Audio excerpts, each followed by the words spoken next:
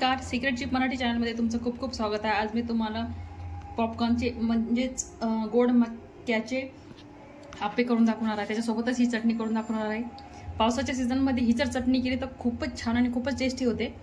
आणि पावसाच्या सीझनमध्ये सध्या मका पण खूप स्वस्त आहे, तर तुम्ही ही रेसिपी करायला काहीच हरकत नाहीये। तुम्ही बघा किती भारी आणि किती छान कलर आलेला आहे, त्याला एकदम छान आणि चवदार लागते ती।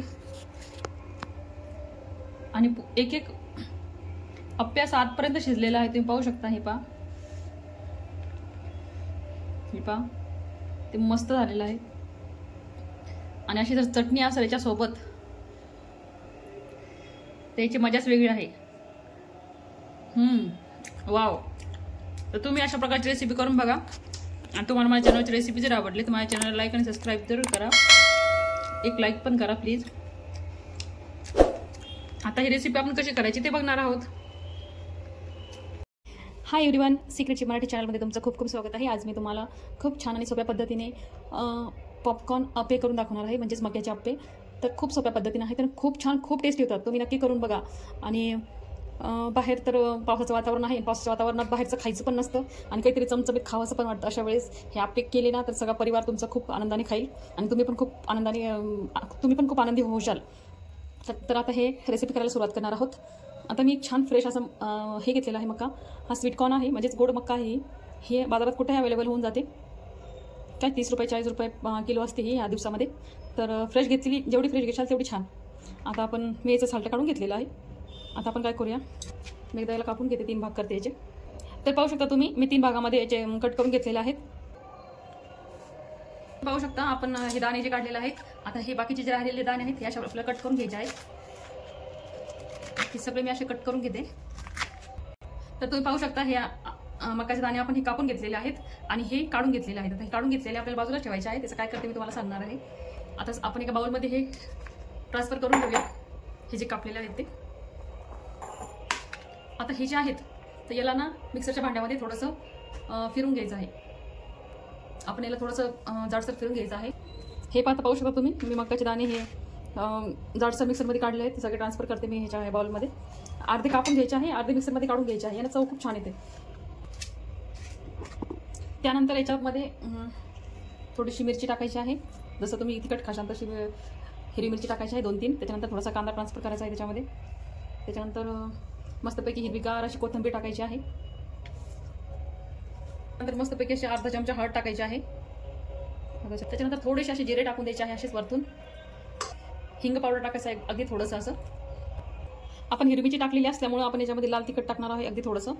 तुम्हाला हवं असेल तर तुम्ही टाकू शकता, नसेल तर तुम्ही स्किपही करू शकता। त्यानंतर मिरेपूड टाकत आहे जस्ट एकदम थोडीशी। त्यानं कोणत्याही तळणाऱ्या वस्तूला खूप छान चव येते। त्या चवीनुसार मीठ टाकून द्यायचं आहे। त्यानंतर बाइंडिंगसाठी मी डाळीचं पीठ टाकत आहे थोडंसं, चवीपुरतं मस्त त्यानं छान होते एकदम मस्त। त्यानंतर थोडंसं तांदूळाचं पीठ टाकत आहे, त्याला मस्त कुरकुरीत असे होतील आपले अप्पे। आता मी याला सगळं काही काढून घेते। तुम्हाला आवश्यकता वाटेल तर तुम्ही याच्यात पाणी टाकू शकता, पण मला नाही वाटत पाणी टाकावं लागेल, कारण मग त्याला पाणी सुटून जाणार आहे। सुगंध एकदम भारी येत आहे। तुम्ही नक्की करून बघा अशा पद्धतीने, लई खास लागतात, लई भारी लागतात। तर पहा आपलं मिश्रण एकदम असं रेडी झालेलं आहे, एकदम मस्त कलर आलेला आहे त्याला। आता आपण पुढची तयारी करू।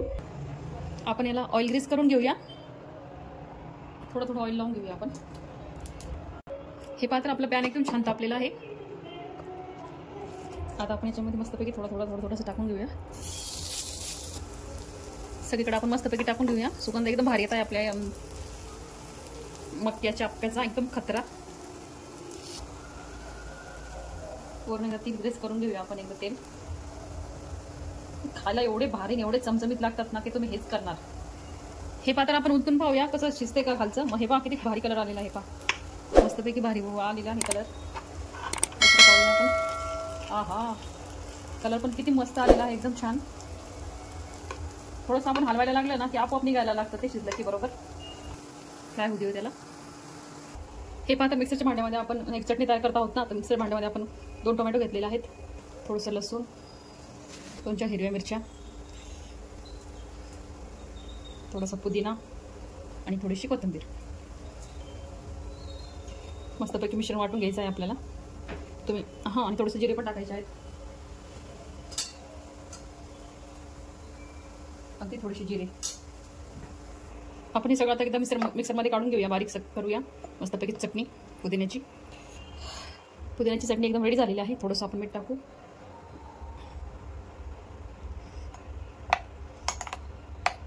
वाव, किती छान सुगंध येत आहे, जबरदस्त.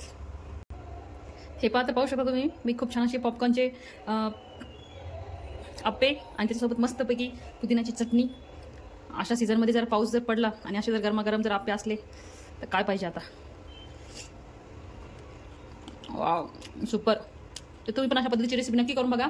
आणि तुम्हाला माझ्या चॅनलच्या रेसिपी जर आवडल्या तर माझ्या चॅनलला लाईक आणि सबस्क्राईब जरूर करा, इतरांना शेअर देखील करा. जोपर्यंत पुढील रेसिपीसाठी बाय बाय.